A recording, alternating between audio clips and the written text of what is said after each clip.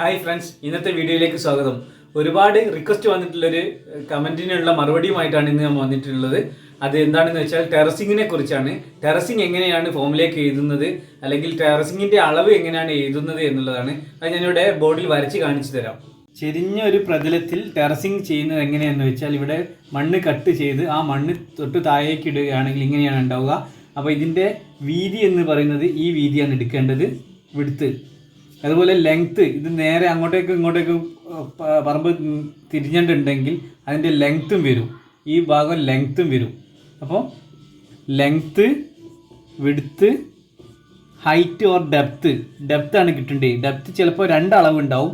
അതെങ്ങനെയെന്ന് വെച്ചാൽ, ഒരു ചെരുവിൽ ഒരു കട്ടിങ് കൂടിയുള്ള ഒരു ചെരുവാണെങ്കിൽ ഇതിൻ്റെ ഇവിടെയുള്ള ലെങ്ത്ത് D1ഉം ഇവിടെ ഉള്ളത് D2ഉം കൂടി വരും. ഇത് മൊത്തമായിട്ട് എടുക്കുകയാണെങ്കിൽ D1 plus depth 1 plus depth 2 divide by 2 എന്ന് എഴുതാനുണ്ടാവും.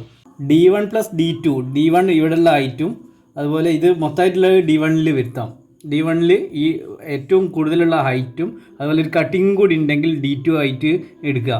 D1 plus D2 divide by 2, ഇത് 1.2ഉം 0.5 ആണെങ്കിൽ, അര മീറ്ററും ആണെങ്കിൽ 1.2 പ്ലസ് 0.5 ഡിവൈഡ് ബൈ 2. ഇപ്പോൾ 1.2 0.5 എന്ന് പറയുമ്പോൾ 1.7 ആണ്. 1.7 ഡിവൈഡ് ബൈ 2 ഇപ്പോൾ 0.85 എന്ന് കിട്ടും. അപ്പോൾ ഡെപ്ത്ത് നമുക്ക് 0.85 കിട്ടി.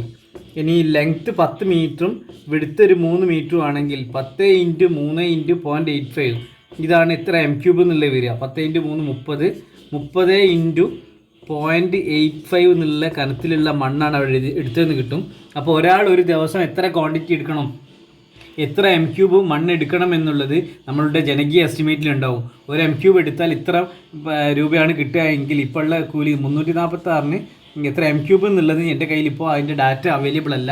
അത് നോക്കിയിരിക്കുകയാണെങ്കിൽ മണ്ണെടുക്കുന്നതിൻ്റെ ഡാറ്റ അവൈലബിളായി വരികയാണെങ്കിൽ ഞാൻ പറയാം.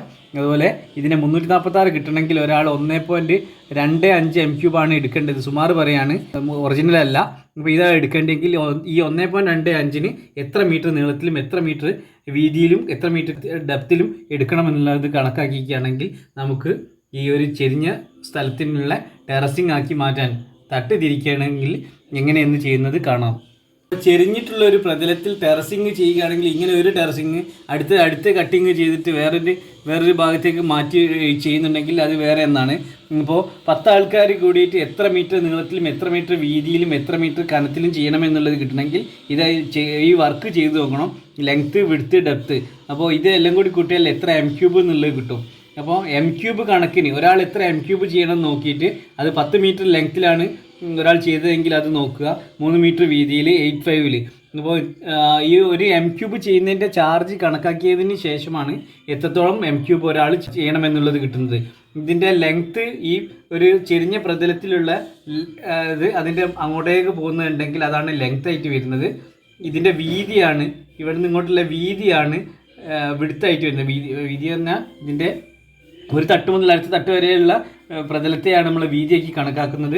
അതിൻ്റെ ഡെപ്ത്ത് എന്ന് പറയുന്നത് എത്രത്തോളം മണ്ണ് ഇടിച്ചു മാറ്റുന്നുണ്ട് അതും. ഇത് മൂന്നും കൂടി ഗുണിച്ചാൽ കിട്ടുന്നതാണ് ഇതിൻ്റെ ഉത്തരം. അപ്പോൾ ഫോമിലേക്ക് എഴുതാൻ പാകത്തിനുള്ളത് വരികയാണെന്ന് ചെയ്യുകയാണെങ്കിൽ ഒരാൾ അല്ലെങ്കിൽ 10 ആൾക്കാരുള്ള ടീം എടുക്കുകയാണെങ്കിൽ 10 × 10 മീറ്റർ നീളത്തിലും 3 മീറ്റർ വീതിയിലും 0.85 കനത്തിലുമാണ് ചെയ്തതെങ്കിൽ 10 × 3 പറഞ്ഞാൽ 30 × 0.85 25.5 M³ ചെയ്യാനുള്ളതായിട്ട് കണക്കാക്കുന്നുണ്ട്.